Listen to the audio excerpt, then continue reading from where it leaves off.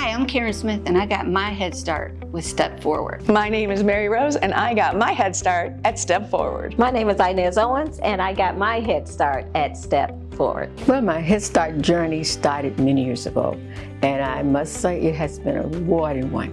I went to Head Start in 1970 when I was 4 years old. I got my Head Start experience by being a Head Start student and then being a Head Start parent. I always said that, once I have kids, I'm going to be involved in everything. It's part of the Parent Assistant Teacher Program. We're having a new program, and it was called PATT. We're just offering the parents an opportunity to be assistant teachers in the Head Start program. I'm like, oh, okay. So I did. I went through the program, and I really enjoyed it. I had to take 2 classes at Tri-C, which the agency paid for. I started going and started volunteering at field trips and stuff like that. And Mr. Trippy was like, at this point, Shamika, you should just do an application and just come work for Step Forward. I was like, you know what? Maybe I should just do it then. I love talking to the parents. I love helping the children. It's a career.